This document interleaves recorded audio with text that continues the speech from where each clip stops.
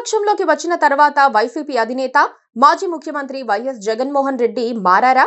ఆయన పద్ధతి మారింది.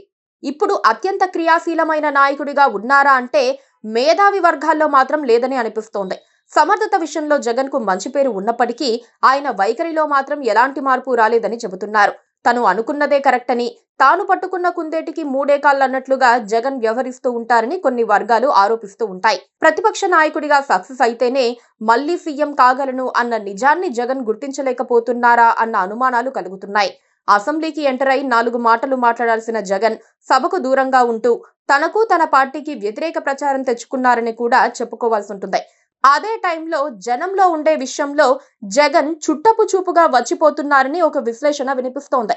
ముఖ్యమంత్రిగా చంద్రబాబుకు ఎంత తక్కువ మార్కులు వస్తాయో విపక్ష నేతగా జగన్ రెడ్డికి అంతే మార్కులు వస్తాయి తప్పితే పెద్దగా ఊడబొడిచేదేమీ లేదని భావించాల్సిందే. ఇప్పటికీ జగన్ ఒక విషయం అర్థం చేసుకోవాలి. అసెంబ్లీకి హాజరు కాకుండా తప్పించుకోవటం కరెక్ట్ కాదని ఆయన గుర్తించాలి. అసెంబ్లీకి వెళ్దామని వైసీపీ నేతలు పలు పర్యాయాలు జగన్ దృష్టికి తీసుకెళ్లినా ఆయన వీటో చేసి వాళ్లను నోళ్లు మూయించారు. చివరకు చేసేదేమీ లేక వైసీపీ ఎమ్మెల్యేలు మౌనం వహించారు. ఆ విషయంలో మాత్రం జనంలో జగన్ పట్ల కాస్త అసహనం పెరిగిపోతోంది.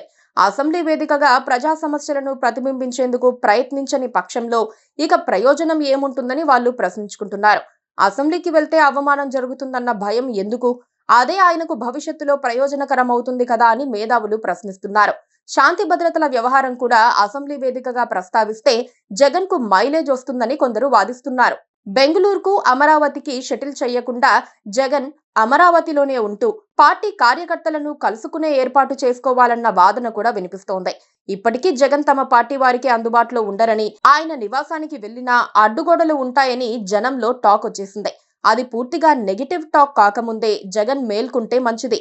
ప్రజల మనిషి అని పేరు తెచ్చుకునే క్రమంలో జగన్ వారిని నిత్యం కలుసుకుంటూ ఉండాల్సిన అనివార్యత ఏర్పడింది. బౌన్సర్లను పెట్టి తోసే ప్రక్రియ కాకుండా ఒక హ్యూమన్ టచ్, ఒక ఆత్మీయ పలకరింపు, ఒక సెల్ఫీకి అవకాశం ఆయన తదుపరి రాజకీయ చర్యలకు ఉపయోగపడుతుంది. మరోపక్క పనిగట్టుకుని విమర్శలు చేయటం, గంటల తరబడి ప్రెస్ మీట్ పెట్టడం లాంటివి ఆపుకుంటే కూడా అంతకంటే మంచిదన్న అభిప్రాయమూ వ్యక్తమవుతోంది.